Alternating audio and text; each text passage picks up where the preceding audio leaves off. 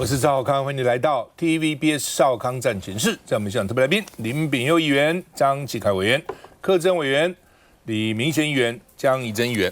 好，那伊朗談判哦，現在這個美國副總統哦跟這個伊朗的議會議長正在瑞士談判哦。那這個范是說，他們願意從根本改變美伊的關係。如果談得好的話啊、哦，那這當然關係很大了。伊朗其實哦，這個人才非常多，教育普及率也非常高哦。那但是呢，因為過去幾十年受到這種國際的制裁，所以裡面呢這個經濟問題很麻煩啊、哦。在還沒有打以前，不是就因為他們抗議物價太高、通貨膨脹太厲害，民眾要上街頭去示威嗎？啊、哦。那另外呢，伊朗官媒是說談不好，因為川普威脅我們，哦，所以呢，這個我們伊朗代表已經離席了，但是他們說代表團根本沒有離場，一直在談，而且現在傳出來消息說談得還不錯哦，說有重大進展，哦，會設一個化解衝突小組，有任何問題到小組去討論啊、哦。伊朗外長說呢，他目前談到的是伊朗的制裁伊朗的石油外銷呢獲得豁免，就伊朗石油可以賣出來了，而且部分資產解冻，因為伊朗有250億的資產被美國這些國際公司把它，國際這些機構把它這個凍結哈。那這個美伊關係談判，因為川普警告說呢，伊朗你要約束真主黨，不要在黎巴嫩南部作亂哦，你不聽的話呢，談不好呢，我讓你代表團家都回不去。哇，講得好重，所以伊朗很生氣哦。那另外呢，以色列總理內塔尼亞胡強硬表態說，我們就是要繼續駐守在黎巴嫩南部，我已經佔領的地方，我怎麼可能退呢？哦，那真主黨它的背後是伊朗，所以黎巴嫩的真主黨就說呢，你叫做侵略者離開，滾開，不要留在這個地方，還在吵哦。那另外呢，這個川普說警告伊朗總統要管好你的嘴巴，說呢，你不要說要什麼荷姆茲海峽還要收費。那伊朗現在說，我們不是收通行費，我們收服務費。那川普說，你不能收費，如果你敢過收服務費，我美國來收。哦，美國要收20%的服務費，為什麼你收我不能收呢？哦，所以大家比賽到要收20%的通行費，這美國要收了哦。所以呢，美國的媒體是說了哈，雖然現在伊朗政府是保住了他的政權，但是面臨更大的經濟危機。不過如果說真的像原來講的什麼去投資3000億美金的給它重建啊，那個外面被凍結的這個錢解凍啦、石油可以外銷，我覺得經濟應該會改善才說了哈。那另外呢，川普原來說呢，這個如果再打下去，美國經濟會崩潰，哦，甚至世界經濟會崩潰，哦，結果呢，讓美國的談判籌碼減少，你都擔心你會崩潰啊，擔心你自己有問題啊，哦，那另外呢，美國國內做的民調哈。這個川普的民調也掉到只有這個非常低，只有40幾%的人哦贊成美國哈，所以呢蠻慘的啊，所以的民調現在顯示美國56%哦，只有56%的美國人認為說，就是有高達56%的美國人認為負面大於正面，多慘哦！而且11月期中選舉馬上就要開始了哦。那另外呢，這個油價哦本來是跌到80。結果呢，川普一說要接管，又衝破，又漲了1塊多，到了81哈。那另外因為油價最高的時候120塊，北海布倫特，後來降到這個80，所以呢，這個馬來西亞的廉價航空公司叫做亞洲航空 X， 先把自己價錢砍5%，因為前次飛機票一直漲，很貴啊，所以呢，現在開始降價，我們看一下。美國副總統范斯握手巴基斯坦總理夏利夫，感謝他斡旋促成美伊瑞士協商。隨後，伊朗的外交部長阿拉奇進場，跟夏利夫來個擁抱，美方代表團就站在後面。President has asked us to do is turn over a new leaf, to transform our relationship with the people of Iran into extended outstretched hand. 美方開場說好話，但是公開合照儀式中，只見美國代表團與巴基斯坦總理跟卡達總理傳出伊朗官員拒絕與美方合照，而會談開始後，不在瑞士的川普又發文。川普說，伊朗必須立即阻止他們在黎巴嫩的代理人制造麻煩，如果不這麼做，美方將再次打擊伊朗。此篇發文令伊朗不滿，退席抗議。این اتفاق نیفتد حتما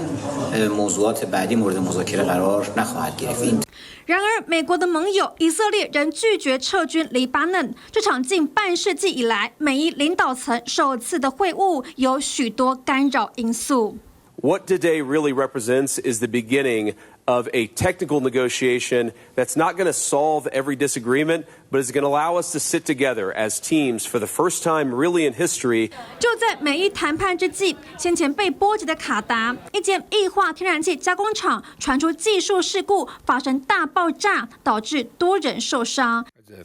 這個美國跟伊朗他們要簽的叫做諒解的這個備忘錄，那裡面呢只是對一個初步的雛形有一個概括性的一個同意，有關於那個未來的核設施的發展，荷姆斯海峽該怎麼樣來開放，還有包括代理人武裝，大家所關切的問題，其實還是有很多爭議要解決。不過你要知道說這一次啊，就誠如剛剛主持人所提到的，川普首先就告訴大家說，如果這個荷姆斯海峽再不開放的話，美國會有一個經濟蕭條，甚至回到這個1929年胡佛總統的時候，天哪，那是多久之前？他喊出這句話的時候，其實就讓全世界人都是驚覺到，本來剛開始美國要去打伊朗，大家都認為那是一個無接觸的一個戰爭，你只要透過這個無人機，你只要透過精準的資料，你只要透過一些所謂精準的部隊的打擊，大概3個月之內就可以把伊朗打下來。就你發現原本的軍事問題，甚至是政治問題，現在變成是一個經濟問題，因為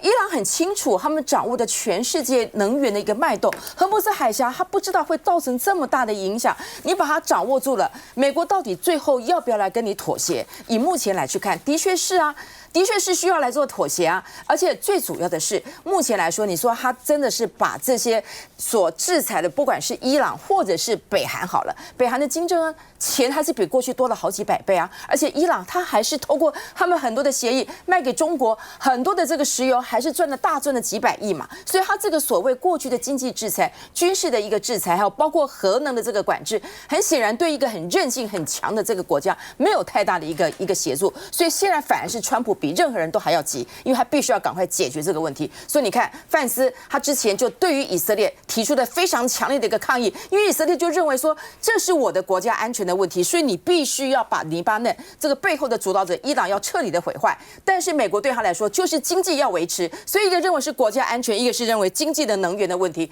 兩個長期的作戰的好朋友，你不發現現在就發生了非常大的一個隔閡嗎？所以還是一句話，以川普做生意的特質，以這個范斯他真的到那邊去，大家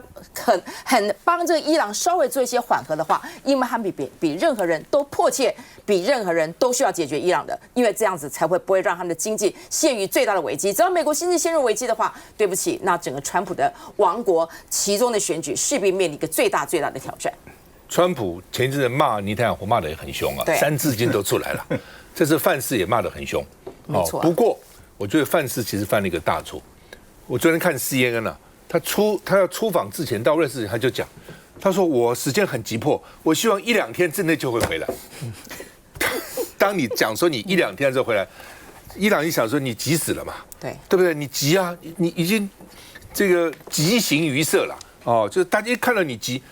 當然你就要付出比較高的代價。任何談判，哦，不管是婚姻的談判、商業的談判、國際的談判、戰爭的談判，越急的人要付出代價越多。來，接看，看起來川普跟范斯比較急嘛，哈，好像伊朗是等在那邊。當然看起來是有好消息，因為最重要已經設一個化解衝突的這個小組。可是我要提醒，變數真的非常的多。我先跟他講一個很重要的哈，就兩邊美伊開始準備坐下來，可能有好消息的時候，以色列做了什麼事情？150次的空襲哦，狂炸那個黎巴嫩哦，造成47死。這多大一個傷口？你現在很清楚看得出來，就是以色列那邊納坦雅胡他根本就不想停啊。所以弄到後來，連川普都打電話去罵人啊，直接罵說：“你給我停止，你再不停不行了。”可是你看，現在川普好像又改口了，一個反過來要求什麼？你說你伊朗那邊要去阻擋那個尊子黨，變成一個麻煩製造者。是不是美國這邊一方面是川普這個變來變去的，那一方面以色列這邊看起來沒有準備要停。所以我說今天雖然有比較好的消息，可是看起來變數是非常多的。那我們現在要提醒，這看起來雖然稍微有停頓，對不對？可是會不會繼續再延燒下去？終究沒有延燒的可能性有存在，這是一個很大的變數。那終究沒有的話，荷姆斯海峽到底能不能馬上開放？看你說照今天這個最新這個發展，不見得伊朗看起來就是說我還是繼續在收服務費嘛，他基金一定要是在封鎖的嘛。那今天川普最新就講，那你如果這樣做的話，我也要啊。所以我覺得荷姆茲海峽這個變數，老講實在太大了。那對我們台灣影響最大的是什麼？但是石油跟天然氣啊，所以我們要有長期的這個準備的這個工作，這是一個點哈。另外我特別要提醒，這種變數很大的這種國際的這個關係，不是只有在這個地方，每個地方開始都有這種大型的這個變動的時候，台灣一定要做好準備。我們現在不能每次股市好像每次開始，川普講一個話好一點點，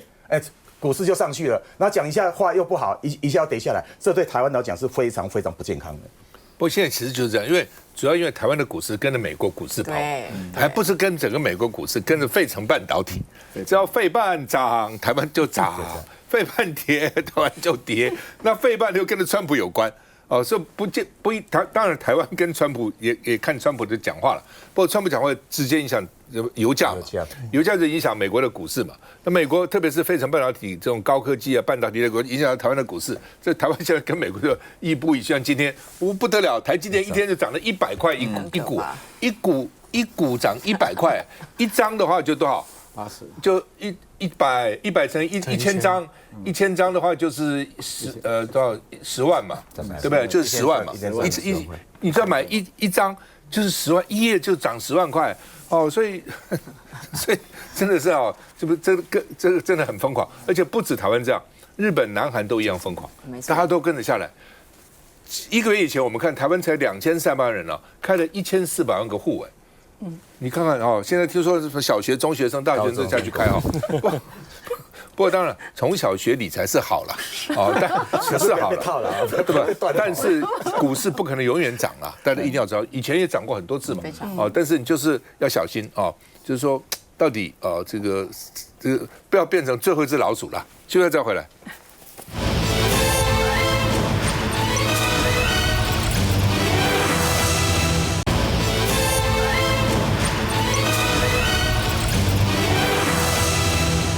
好，那無人機哦，我們先跟美國買的4架 MQ-9B 死神無人機，所以第一架要來了哦。那這個正進行組裝與測試，我不懂，現在來了還是什麼組裝測試？不管了，我6億美金呢，買4架，一架1億5千萬美金呢。哦，我今天去查，說呢這個成本最初。它的裸機啦，就那個飛機本身成本是1960萬美金，現在因為這個裡面改裝啊，什麼這個加值啦等等哈，所以現在大概是2000到3000萬美金，就飛機本身。那飛機本身，假如說算3000萬美金，什麼地面這些亂七八糟就要1億5千萬，而且你一個地面的裝置，你給1架跟給5架是一樣的吧？就是地面的指揮系統啊，什麼那個雷達什麼，不是1架跟5架有什麼差別呢？跟4架有什麼差別呢？哦，說換句話說，假如說4架飛機，就算最貴有3000萬、1億2千萬，剩下的4億8千萬全部是搭配的這些設施啊，我覺得有沒有真的還假的？而且在伊朗這段戰爭，沒打了4個月，美國損失了24架死神無人機，24架，所以美國國防部現在在檢討，說到底啊。這個不對稱戰爭，人家可能用一個無人機就把這個死神打下來了哦，所以美國自己的檢討到底這麼貴，划得來划不來？尤其台灣花了6億去買人家4架，本來拜登政府是說還要再送我們4架，所以我那個時候搞不好賣你4架6億的就已經把那個送你4架放在一起考慮了。就川普上來以後說不送也要賣，那我們一看還要再賣，還要再花6億美金，不買了。所以呢6億扎實。就只買了4架。好了，除了這個死神無人機以外，行政院提了一個2100億的特別預算，要分5年要買無人機和無人艇都有啊，自殺無人艇。國防部說我們是要大量採購，要長單布局，因應未來的戰場。因為無人機很快，你不相信那個晶片了，將來如果越進步，算力越快，那個無人機進步非常快。所以呢，民進黨的這個李文忠。就說特別預算及長單會帶來反效果，哦，因為真的是嘛，你現在你搞那麼長的單子，將來變化太大了，價錢也差太遠了哈。那現在呢，這個產業是有利多的，哦，不只是對國防，就是台灣如果真的把無人機產業發展起來是不錯的。所以蔣萬安說，國民黨應該自提版本維護國安。那另外呢，4大國營事業台電、中油、台糖、台水都虧損累累，還編了1億1930萬要去買無人機，所以呢，這民眾黨就認為說呢，是上面有人交代才這樣。現在叫你們大家編無人機都給我編，能夠編就盡量編哦。而且呢，才用途是五花八門。我們看中華郵政編3000萬，說呢交通不便的地方他就用送郵件。農業部說補助大專買無人機，說為了治山防洪哦，用於山區崩塌的地方。雲林監獄也編了184萬買無人機，說呢要監獄外圍的巡邏，有沒有人逃獄用無人機看啊？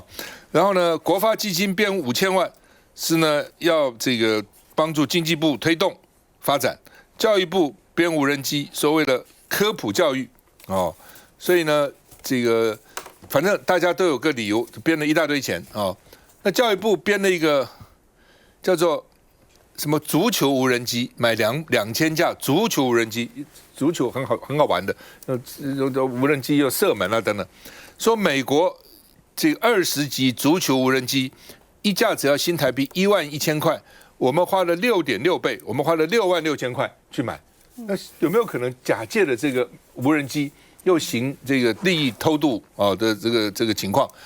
翁小玲委員就說，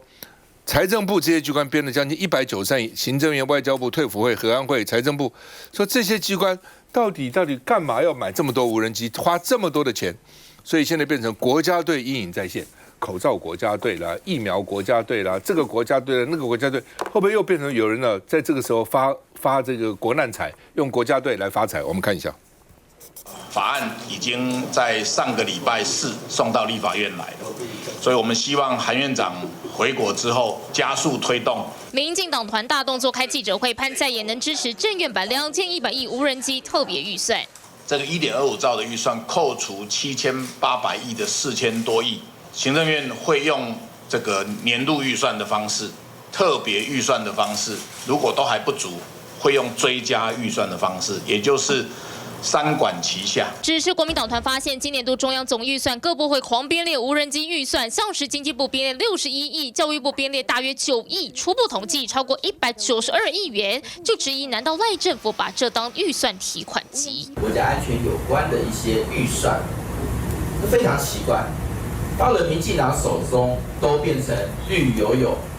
大發財的所謂的國難財的契機。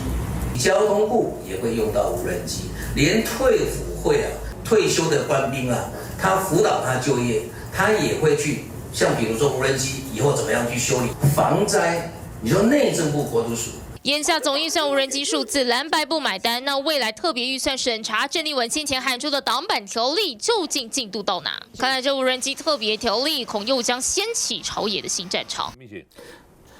乾脆有民黨就成立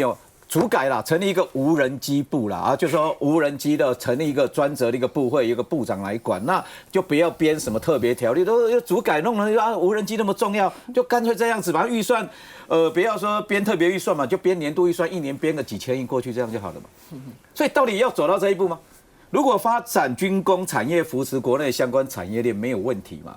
那可是你編特別預算，大家都就會質疑嘛。特別說，今年總預算已經編了將近200億192億。剛剛趙大哥也提過嘛，國防部編104億可以理解，內政部因為警方有需要嘛，編2.7億也有理解。我也去看過台北市的無人機，我們那個警察局也有編相關的軍規的，很多包括高空的密蹤啊，甚至消防局也有需要啊。可是剛剛特別提到交通部也有需要，那財政部也買是為了什麼？退輔會、核安會買這些是為了什麼？退輔會到底買無人機是要幹嘛？是相關需求提出來嘛？所以難怪在野黨立委，包括那個翁小玲講說是奉旨採購，這是先射箭再畫靶嗎？你真的有這些需求嗎？那更何況列了相關的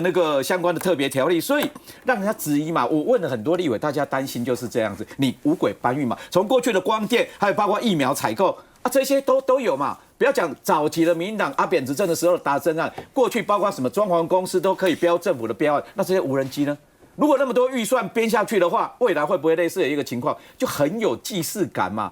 民進黨過去了秋了，大家看在眼裡啊，會不會那麼大筆的預算編下去，產業沒有起來了啊？結果肥的那些綠油油，就像羅智強委員講的啊，馬桶飛上天了，就會這樣子嗎？所以現在很多包括無人機相關的產業鏈在中部啦，甚至剛剛志恩委員提到高雄，那民黨為了選戰，好，第一個預算不是肥了軍工產業，是肥了自己人。第二個，他反打在黨，你擋預算嗎？那你中部的立委要不要擋？高雄的立委要不要擋？所以所有的做法是真的要扶持軍工產業，為了國防自主，還是為了第一個肥了綠油油，第二個為了選舉考量？民進党要講清楚嘛，不能每次到了選舉都是用同樣一招啊。那邊有。還是要講清楚了哈，我覺得這個說法很奇怪哈，因為這個所謂2100億是從哪裡跑出來？其實是本來1.25兆的這個國防特別預算裡面了哈，因為國民黨、民眾黨不支持國有自主這個生產的部分哈，不包含跟美國合作技術引進這個部分不同意嘛，只同意那個美國有做發價數的部分，所以行政院另外提出一個版本。我記得我上很多節目的時候，大家提到這一塊的時候，都說大家不反對軍工自主，但是另提預算到每年的預算或者另外編等等之類。所以現在行政院提出這個的時候，我覺得我可以。理解就是說，大家可能把它跟前面的案子把它區隔開來看待，但其實應該不是如此。那現在又在一個很關鍵的點哈，因為其實烏俄戰爭還有近期的各式這樣的這個戰爭，可以看到無人機的或者無人載台的這個產業的需求的確非常蓬勃發展。那如果在這個關鍵點的時刻，政府沒有力量去支持這些產業，說，我趕快利用這個機會讓這些傳統產業在做轉型的話，我覺得那個是很可惜的事情。所以其實剛剛平賢兄講到這個，我覺得有點奇怪了哈。剛剛你提了那麼多部分，我記得上一次我來的時候還在講光電業這部分，到最後這個台大自己研究出來哈，最後真正因為光電去判刑的有這個記錄的，最多的也不是民進黨啊，對不對？所以你要把它這個直接扣在說一個大規模的資源投入，要做政策引導，促使產業發展的部分。剛剛雖然講到這個高雄的部分，台中也是啊，甚至台中我們新北也是。我自己在總咨詢的時候，我特別來講，新北市也是無人機產業公司最多的一個地方。如果說你要把這些錢說就只有這個圖利特定的哪個縣市，其實根本就不是這樣子。我們自己新北市是國民黨執政，台中市也是國民黨執政。接下來的選戰，你說到底是一定是誰贏鹿死誰手不知道。但是這些是真切切會進到我們產業的這些預算的時候，你要把它直接跟扣到說是民進黨圖利民進黨的這種觀念來看的話，我覺得還有點距離了哈。實際上就是大家都希望政府來推動的時候，尤其是地方很多無人機產業也來講說，現在中央的上次那一筆預算沒有過，是不是有另外一個機制可以來補充？那時候我就建議侯友宜市長就說，是不是如果中央還沒有錢的話，你也來看，透過我們自己公務的需求，先來帶動試試看。好，讓這些產業有一個信心，就是說，我們自己都在講傳統產業、夕陽產業這麼久了，沒有新的發展機會，現在突然有的時候，我們自己不把握，那不是很奇怪嗎？所以我覺得應該從這個角度來看，反正我們這麼多立委，現在在野立委這麼強，這麼多人都過半了，有很強的監督的能量的時候，怎麼會去害怕這個東西？會不會通過呢？你們就可以在中找到你們真的認為說，有必然的話，那就處理嘛。我覺得這個完全不是問題了。我覺得秉佑議員也不要把這個議題講糊了哈，因為我們不是不相信無人機，而是不相信民進黨。剛剛民賢議員也講得非常非常清楚啊，因為包含這個李四川，他現在在競選新北市，他在4月的時候就去參訪瑞芳的一家風兆航太公司，它就是一個做無人機的一個公司。那也的確，新北市目前是52家無人機的重點廠商，所以對於去發展我們新北市的無人機產業鏈，李四川是有提出很多做法的哈，我反而是沒有聽到蘇巧慧對無人機到底提出了什麼？那你也看到蔣萬安就說，這個無人機的產業利多啊，我們也要提我們很多自己的版本。所以你看到無人機其實不只是在這個中央的國防安全，它包含像防災救援、智慧城市，還有一些基礎建設的巡檢這部分呢，都可能會運用到無人機。但是呢，我們要支持無人機，你看到中央的一些我們立法委員也支持，或者是這個地方的產業也需要發展。但是民進黨要去推所謂的特別條例，為什麼是特別條例？你一出手就是所謂的2100億元的特別條例，但是我們就看到不對啊，中央總預算剛剛這個圖卡上面就講得很清楚，各部會已經編了超過192億元的無人機相關的預算，所以身為在野黨，我們當然有權利去問清楚，說這個真的是所謂的國防需求，還是民進黨的政策大撒幣？就像剛剛民賢議員講的，我們就很有既視感嘛，什麼這個口罩國家隊、疫苗國家隊、綠電國家隊、無人機國家隊，所以現在民進黨政府最大的問題就是反正我就是先編了一大筆錢，然後就說你要相信我，好，然後在野黨不能擋。那請問一下，裡面的細項到底在哪裡？你要買什麼規格？交給誰做？如何測試？如何驗收？你要如何避免重複採購？如何去防止特定的廠商壟斷？我們都看到，這個我們這個民進黨最愛喊說這個我們要飛鴻產業鏈。我認為不對啊，不止啊，我們應該要非綠油油產業鏈才對啊。所以大家有的既視感，是因為不相信民進黨。那換句話說，無人機的這個技術更新又非常非常快，你現在一出手2100億，然後要做過這個很多的這個常年的採購，大量的庫存等等，請問一下，民進黨政府真的做好了這些的應變嗎？你也看到這個泰基科技也曾經被立法委員去點名說，他的高層背景啊，好跟這個綠營的人脈關係，所以我們現在去監督、去支持所謂的無人機產業，我們不只是要看的專業能力，還是要看說，你民進黨你是不是你的政治人脈都已經先卡位了？就是說呢，這個翁小玲委員講得不錯了啊，之前發展光電，沒有人反對光電啊，結果發展情況是怎樣？現在到底光電到底怎樣？很多好像都要下市了，股票從很多錢變成3塊多了，都要倒閉了。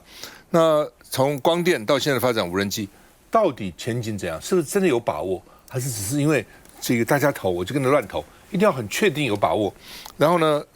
這個你看現在花生農、香蕉農、芒果農、鳳梨農、釋迦農都很辛苦啊。如果你錢是浪費的話，不如幫助這些農民啊。從某個角度看，那我是覺得是這樣的哈，不應該放在國防部的，應該放在經濟部的哦，因為呢，它不是只為國防嘛。我問你哈，大陸哈大疆無人機做的好不好？好啊，全世界80%都是大疆做的。大陸有一個特別條例嗎？有一個無人機特別條例嗎？大疆有放在大陸的國防部嗎？它就是一個民生產業，到時候它自然可以用在國防部，用在軍事，它用途大了嘛。所以你要把它放在這個鼓勵獎勵產業的發展，而不是從國防的角度來看。哦，我覺得這個觀念要搞清楚。你從國防的角度來看，它不斷的精進，不斷的精進，你